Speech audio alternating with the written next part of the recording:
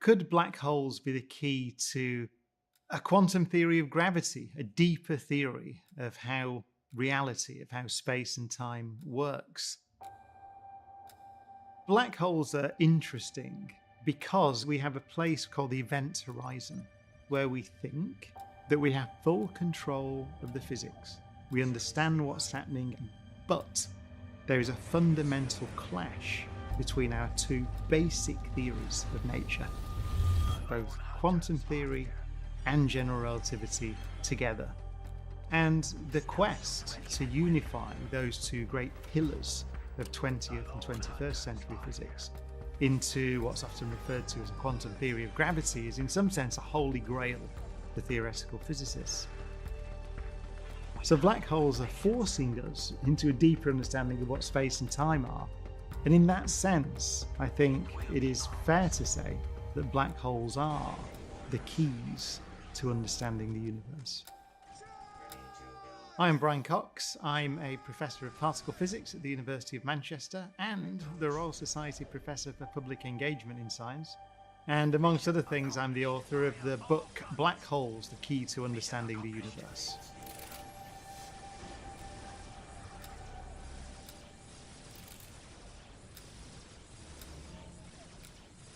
The idea of black holes goes back a long way, actually, back into the 1780s and 1790s. There were two physicists, mathematicians, natural philosophers, whatever you want to call them, working at the time, that had the same idea apparently independently of each other.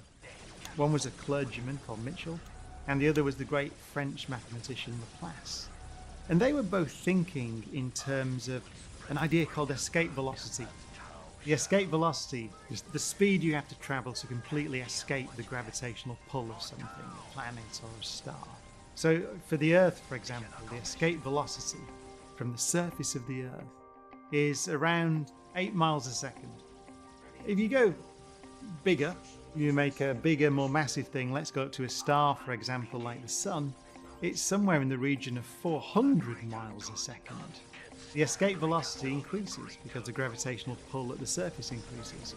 What Mitchell and Laplace thought, and I think it's a very beautiful idea, is they imagined in their mind's eye, well, can you go bigger? Can you imagine more and more massive stars, giant stars, such that the gravitational pull is so large at the surface that the escape velocity exceeds the speed of light? And then you wouldn't be able to see them. To understand why black holes cause so many conceptual problems, it might be worth just describing very briefly what a black hole looks like. So, a black hole, what do you see from the outside? Well, there's an event horizon surrounding the black hole. In some sense, it defines the boundary between the external universe and the interior of the black hole. And if you go across the boundary into the interior of this sphere, then even if you can travel as fast as the speed of light, you can't escape the gravitational pull of a black hole.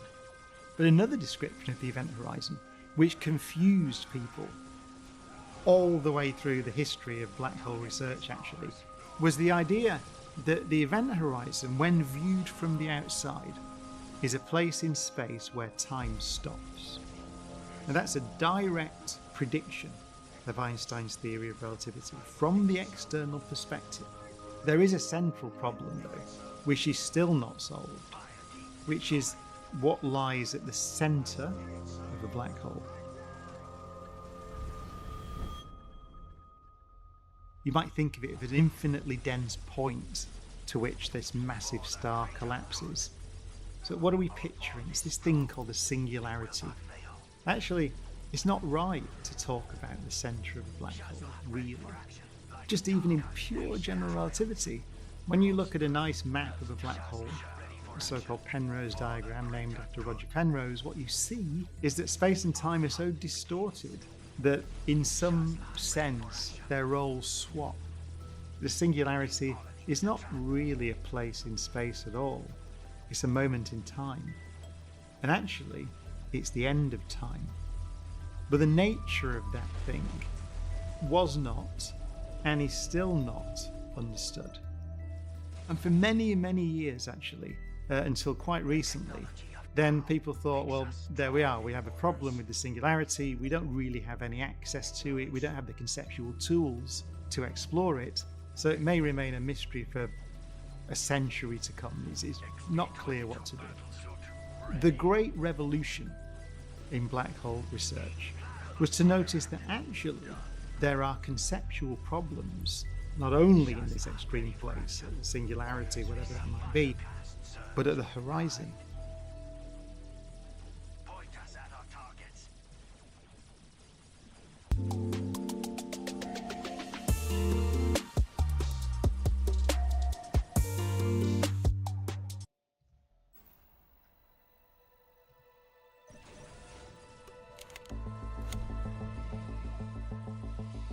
What Stephen Hawking showed in a landmark couple of papers is that if you consider quantum theory, quantum mechanics, in the vicinity of the horizon of a black hole, then you find that they glow, they produce particles, they have a temperature.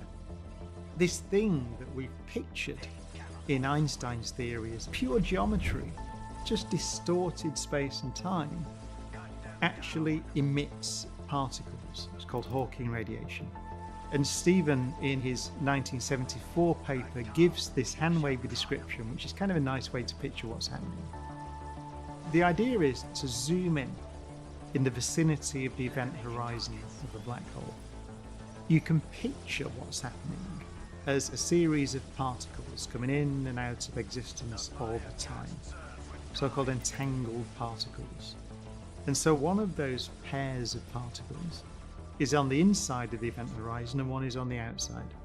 And then it can happen that the one on the outside, instead of merging back with its partner again, can escape into the universe, removing energy from the black hole as it goes, therefore it's shrinking, which means that one day it will be gone.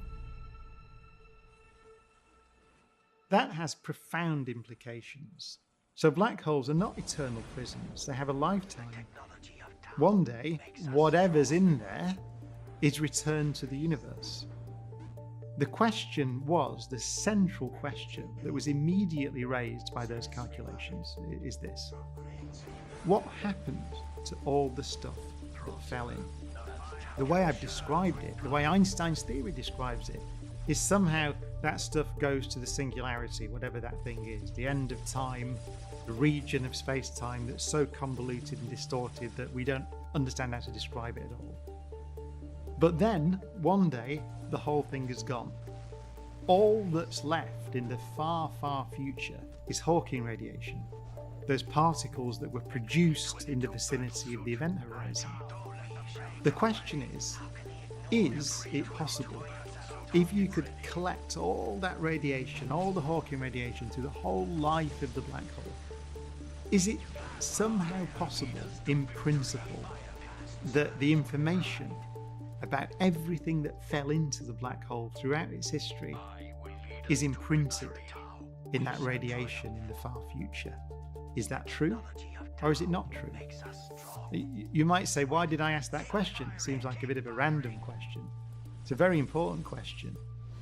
Information is conserved in the universe as far as we know. So every law of nature that we have says that information is conserved. So let's say that I take a book and I set fire to it, I incinerate it, I destroy it in any way that I can. In basic fundamental physics, then it turns out that if you could collect every piece of that thing that I detonated or incinerated, every quantum of radiation, every photon, every particle, everything, in principle, if I could just collect it all, then I could reconstruct the thing that I had destroyed. The problem was black holes, quantum mechanics, general relativity. When you put them together, you have this apparent prediction that these things erase information from the universe. This became known as the black hole information paradox. It turns out, if we fast forward to the present day, and a series of papers which are still being written. So this is still research that's happening as we speak. But it turns out now that the general view is that black holes do not erase information from the universe. We now think you could collect all that radiation and, in principle, put it into some quantum computer and reconstruct the information about everything that fell in.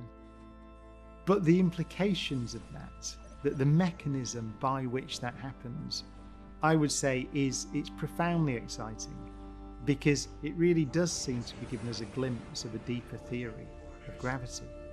The simple way to say it, let me say it in one sentence, it seems that space and time are not fundamental. So one view, and I emphasize that there are other views, we're at the cutting edge of research now, but one view is a field which has become known as emergent space-time. And so the idea is that space and time themselves emerge from what? From quantum entanglement, from some kind of smaller parts or pieces. We don't know what those things are. We don't know the nature of them. But it does seem that there's a deeper underlying theory from which space and time emerge. That is what we call the quantum theory of gravity. And my view is that if we're going to talk about the origin of the universe, even ask questions such as, did the universe have a beginning in time, which we don't know the answer to, then it surely seems to me that we have to understand what space and time are before we can ask and have any chance of answering such questions.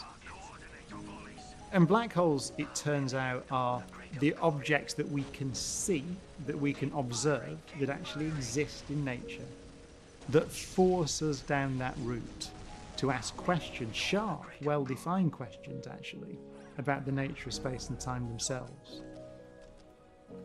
Einstein said that if you look at nature really carefully and keep pulling at the intellectual threads and keep going and just keep delving down into what nature seems to be trying to tell us, then if you're lucky and persistent, you can catch a glimpse of something deeply hidden. It's beautiful, that, isn't it? A glimpse of something deeply hidden, which is the deep underlying structure of nature, the deep underlying structure of reality itself. And I think it's very beautiful. No one really knows, I think it's fair to say, where this is going, but they're hints of something deeply hidden. Get smarter, faster with videos from the world's biggest thinkers. Want to dive deeper? Become a Big Think member and join our members-only community. Watch videos early and unlock full interviews.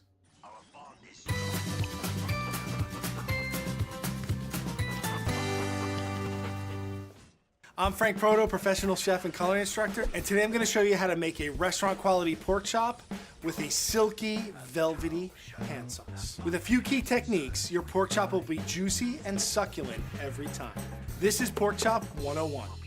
Before we start cooking anything, I want you to pay attention to this pork chop. This chop we have here is a center cut pork chop, bone in, fat cap left on. And that fat is edible, people. Some would say the fat is the best part. Who's ready to cook this beautiful pork chop? This guy. Let's get started.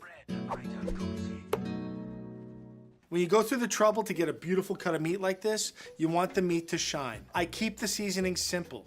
Salt and pepper. I want to taste the pork. When it comes to seasoning, you want to get your pork chop nice and dry.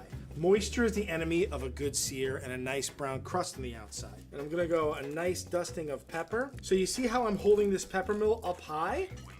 The higher you go, the better dispersion you get. And then I'm gonna get my salt, and I'm gonna go pretty heavy on the salt, right? The inside of our pork chop isn't seasoned. So when we cut that slice, we're gonna get that nice salty crust and that nice juicy interior.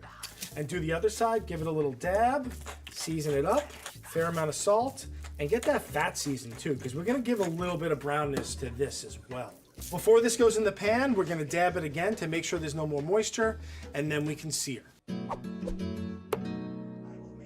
First step is to get our pan hot, and we're gonna go for a medium-high heat.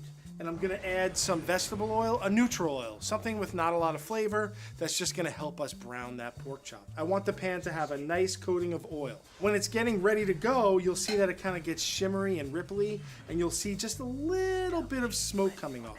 One last time, I'm gonna dab my pork chop off.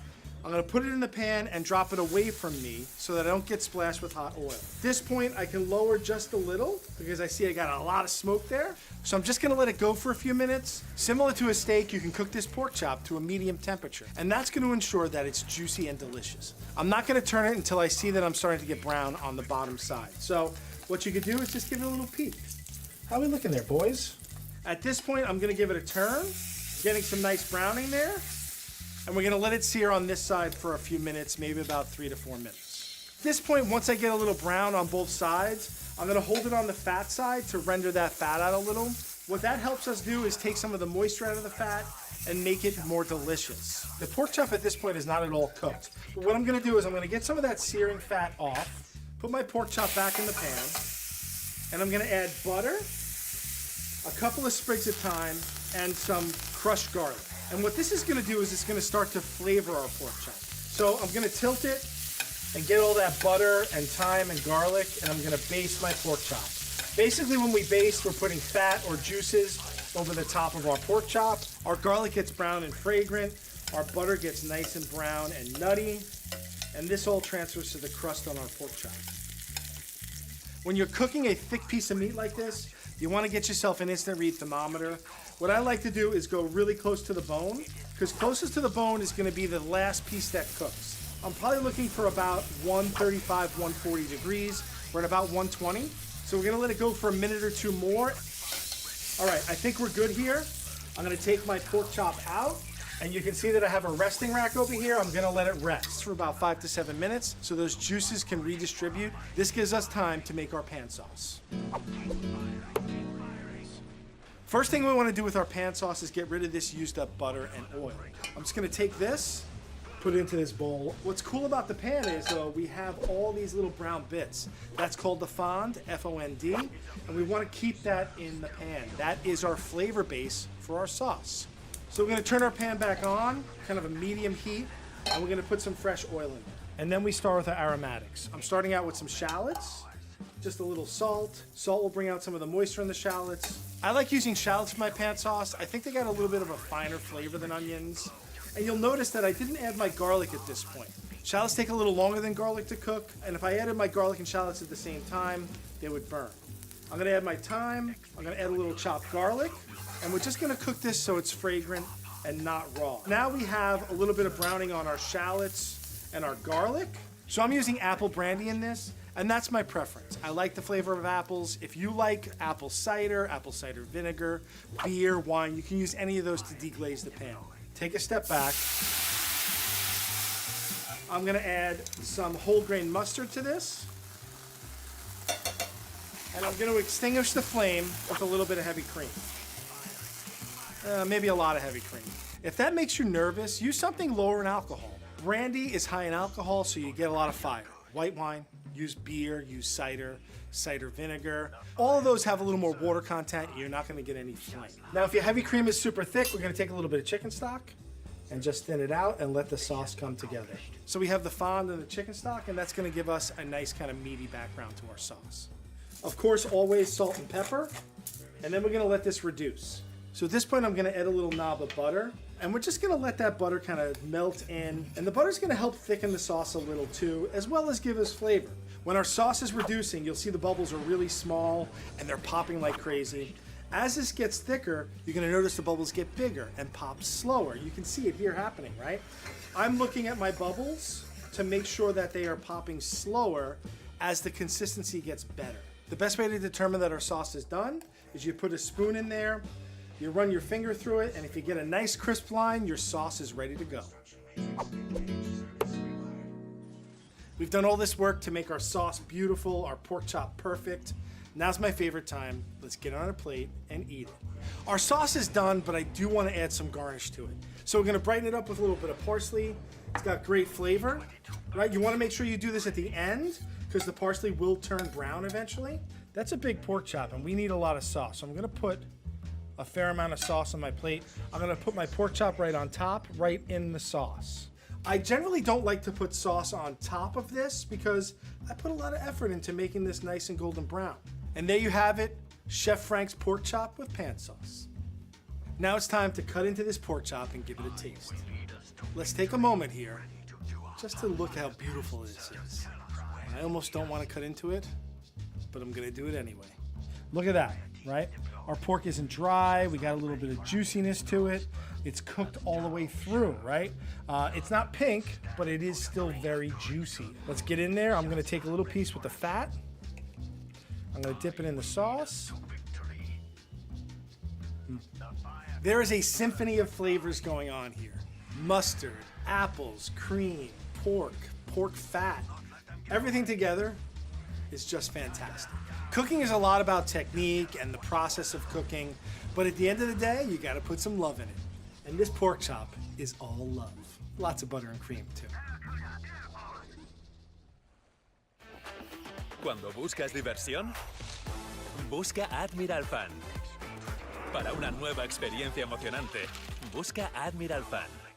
Their ships so massive, they would put an aircraft carrier to shame. So entirely, so totally gargantuan that not a single civilian port in the United States can accommodate them. A 68-ship fleet with a carrying capacity of up to 400,000 tons each. The Valamax class of ships is so powerful that it would take them just 2 journeys to transport the entire Great Wall of China. But for nearly their entire history, the Valamax ships have been highly controversial, from being outright banned in China to being lampooned by much of the sea shipping industry to a series of accidents that have tarnished the Valamax name. In today's episode of Mega Projects, we're going to be digging into the massive vessels and their groundbreaking, complex history, all trying to answer one very important question. Was building the Valamax class even actually worth it at all?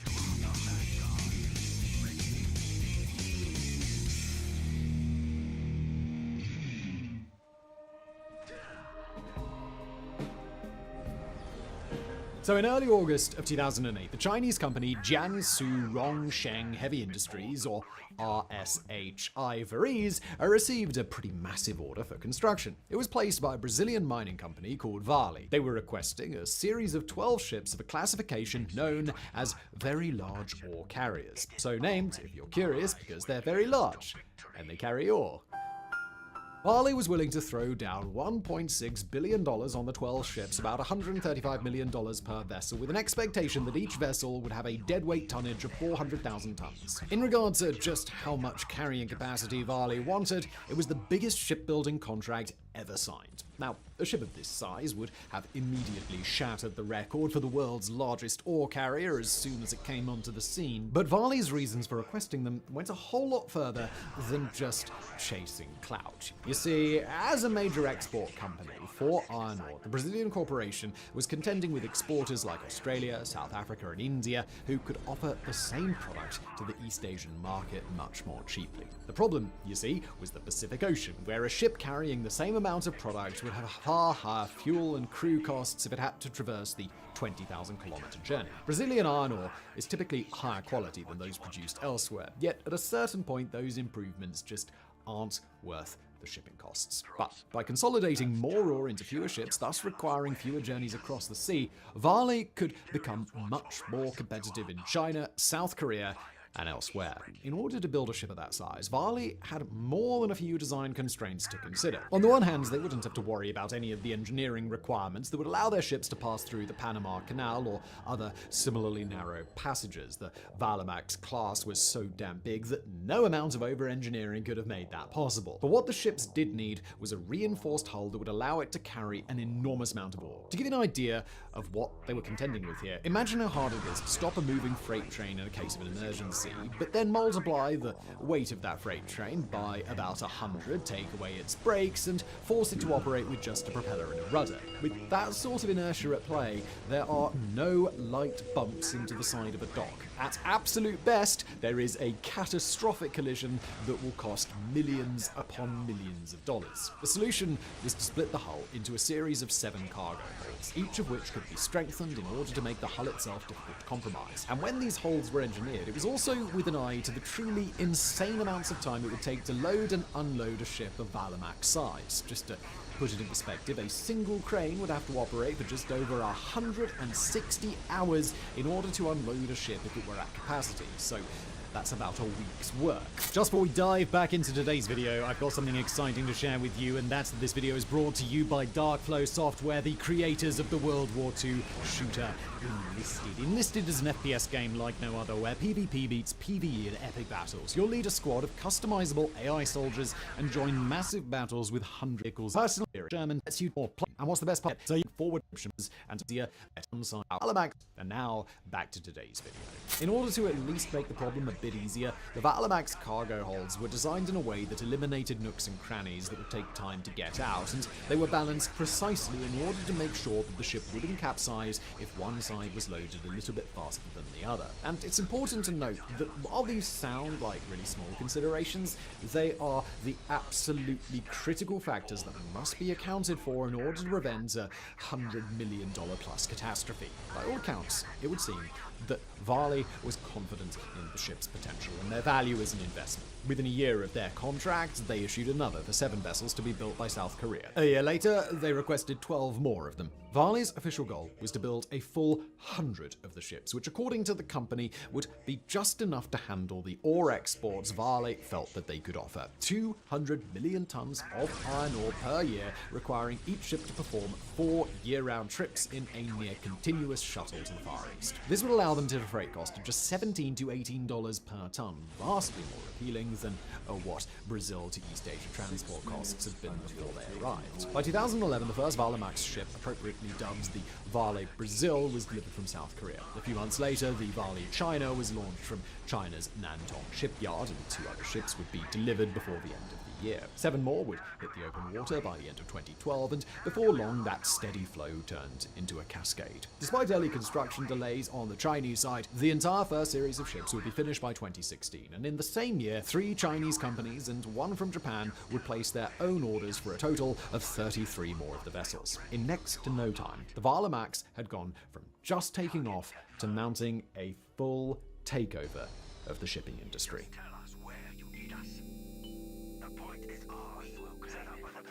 When we dig into the specifications for the Valamax class, one thing should be clear above all else. These things are big.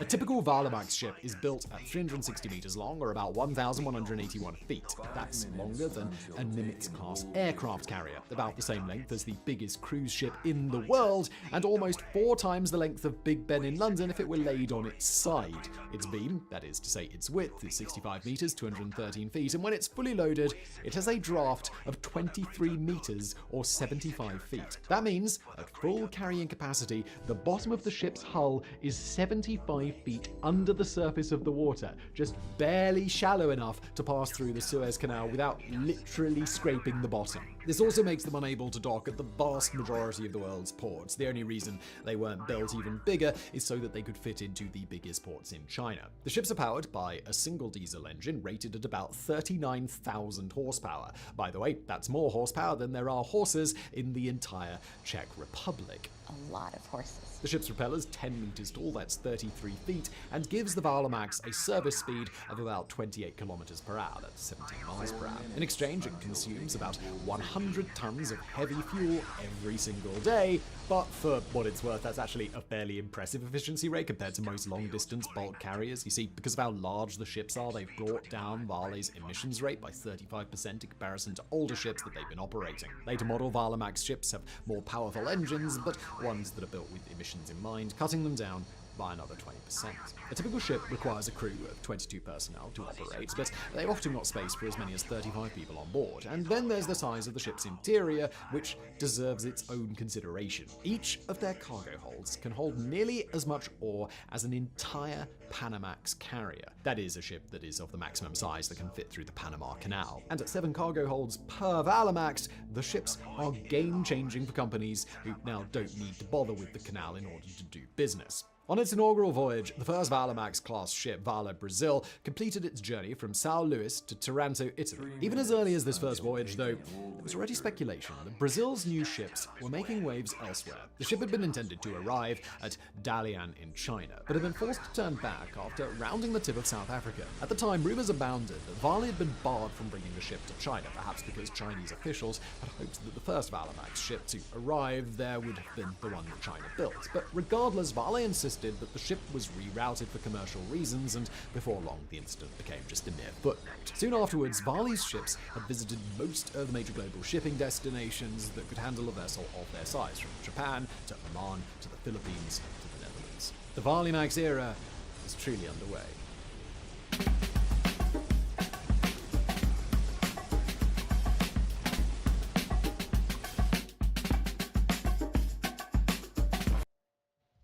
Well, hi folks, and welcome back to the channel. So we have a few days of October left, which means I'm going to try to crank out a couple more Halloween themed videos.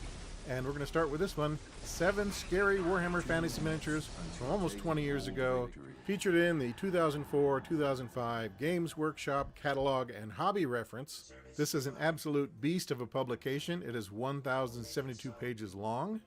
The greeting on the table of contents describes it as the largest and most complete catalog Games Workshop has ever produced, at least up to that point.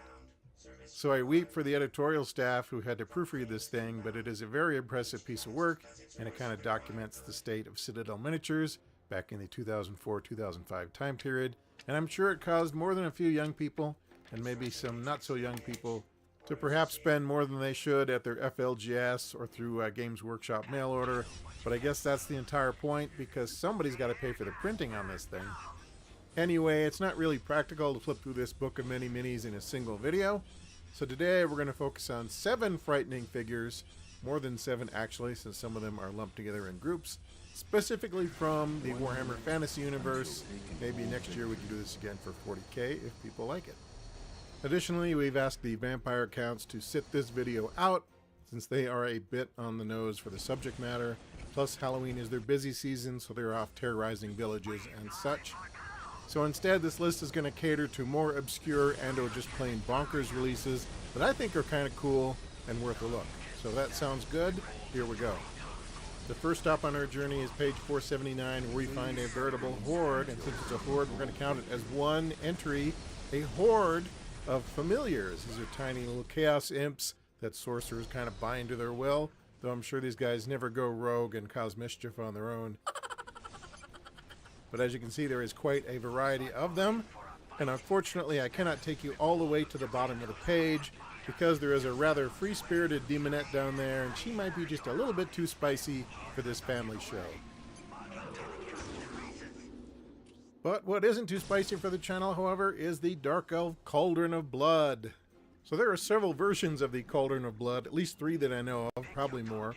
This is the 2004-2005 version. There was also an earlier version that looked kind of like a soup wagon, yum yum. And there's a current plastic version that you can buy, but I like this version because I kind of dig the gigantic Dark Elf statue with a sacrificial knife in one hand and a recently extracted heart in the other.